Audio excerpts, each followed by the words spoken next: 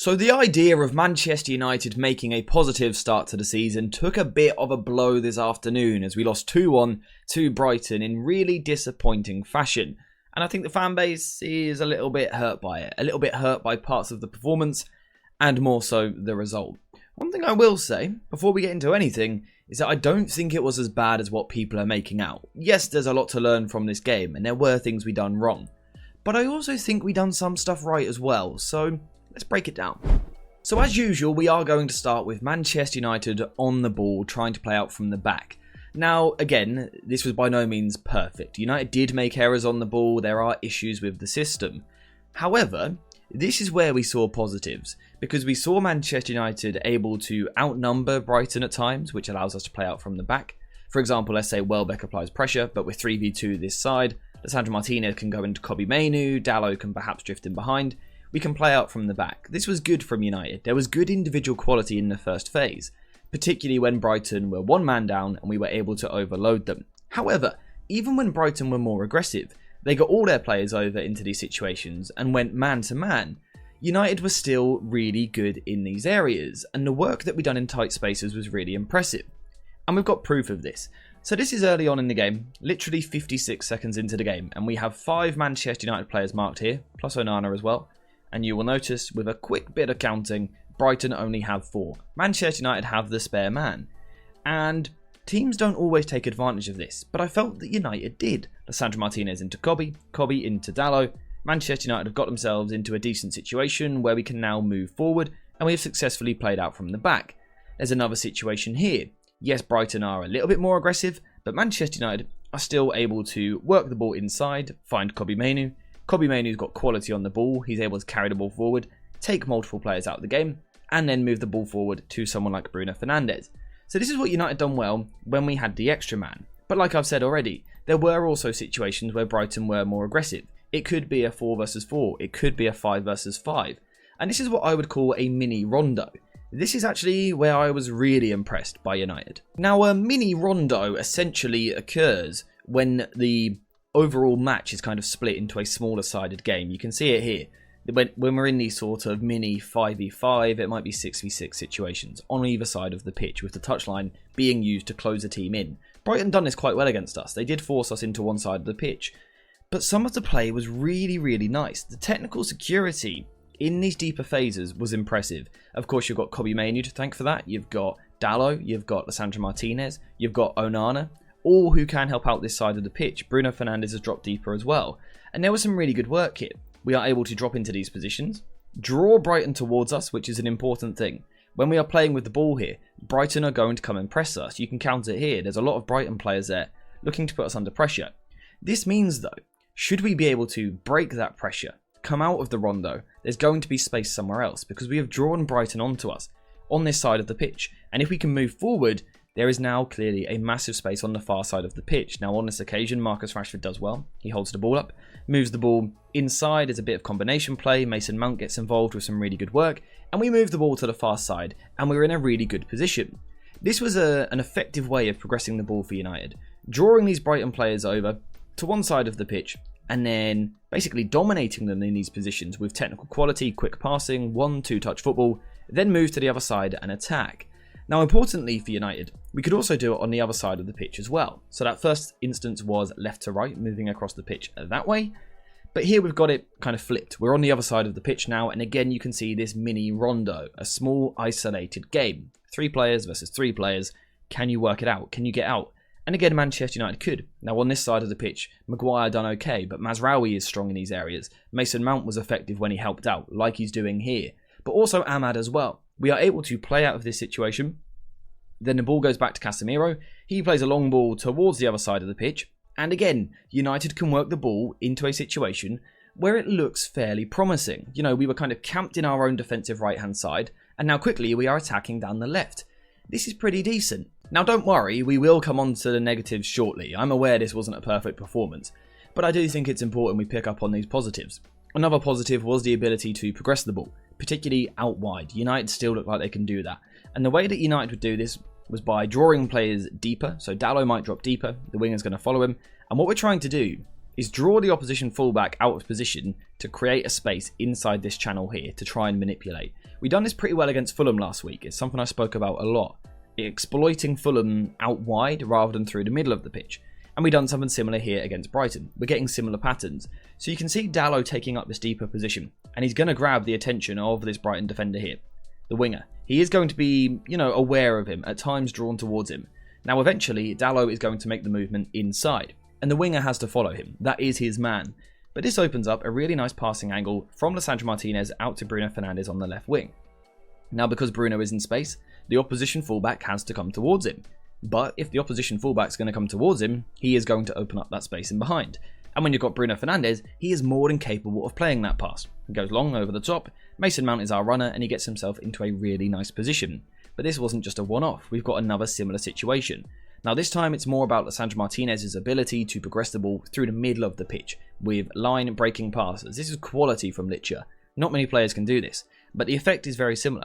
Mason Mount picks the ball up in the space and plays the ball wide. He plays the ball to Bruno Fernandes. Now once again, the fullback is going to be drawn by Bruno. He has to put him under pressure. This is where United's kind of fluid positional rotations are working quite nicely to move players and open up space. And again, we can see that massive space that Bruno Fernandes is going to put the ball into, and Mason Mount is going to make the run. So whilst it wasn't perfect, there was some really good stuff on the ball from United in this game. I actually felt tactically we looked quite good in possession. The problem was the players, to tell the truth, making poor decisions in the final third of the pitch, playing a pass when they should be carrying the ball further, or when they are playing the right pass, they're overhitting it, they're underhitting it, or perhaps they're taking a poor touch, or they're running offside unnecessarily. Tactically, I think United looked pretty good on the ball. It was individual errors, so it's kind of a positive, it's kind of a negative. Out of possession, it's a little bit different. So again, out of possession, I would say it started fairly positively for Manchester United, in a slightly different shape to what we've seen recently. This is a bit more of a 4-2-3-1 shape with these three players in behind Bruno Fernandes. Now Bruno and Mount could still swap, but the structure is slightly different to what we've seen in recent weeks. And it felt like the idea was to try and force Brighton to one side of the pitch. You can see here, Mason Mount is in the middle of the pitch, he has his man, that is pretty clear. We've then got Ahmad and Rashford slightly wider, who are both essentially picking up two players. Now normally that might be a concern, but it wasn't for the first 30 to 40 minutes of the game because United were intense. So Bruno Fernandes would apply pressure to the goalkeeper and force him to play one way. That kind of removes that previous error of players picking up too many players individually, because now it's fairly obvious where players need to lock onto. Mason Mount needs to lock on in the middle of the pitch, as he already has done, and Ahmad is responsible for coming into the pitch to help out here. Now you might have some concerns about this player at the top of the picture here, being in space because Ahmad's inside, but it actually wasn't too much of a problem because our fullback, Mazraoui, was ready to press should he be needed. You just can't actually see it in this particular picture. But in general, it worked alright for United. We were able, at times, to force errors from the opposition. There were also situations where our midfielders could help us out as well. So should that first line be beat, the ball is played into midfield. Kobbie Mainoo could be there to support the press, and he actually done a pretty good job of backing up the press, winning the ball high up the pitch. So actually, on paper, it looks pretty good for United. There is still an inconsistency, absolutely, like there was last week, because we are pressing one player down. Brighton do have the extra man in these deeper areas, so at times they are going to exploit us and play around us. But generally speaking, the press was pretty good for the first 30 minutes. There was an intensity about the team, and Brighton didn't really have a sniff. Then they scored the goal, and things seemed to change. It seemed to knock something out of United, and physically, we seemed to really drop off, and that's a concern. This fitness in this team is a massive concern still, because you can't be dropping off half an hour in. That's far too early, particularly when it's a theme, it's a pattern from last season as well. So that is still a massive concern, because suddenly when your intensity drops, and they've got the extra player, you've got a problem, particularly when they're intelligent as well. Billy Gilmour can drop deeper at times to outnumber us in this first phase. That's going to cause a problem for us as well. But the intensity drop is the concern, because suddenly if the intensity drops, players get time on the ball, and then we have some weaknesses in our system. Now of course, like we've seen recently, we do drop into that sort of 4-2-4 shape, like this, but Brighton, because they had time on the ball, were able to hurt us. We would see these two fullbacks inverting at times into these spaces in here, but the real problem was something I highlighted in my stream the other day: the central midfielders pulling a little bit wider, outside of our midfield.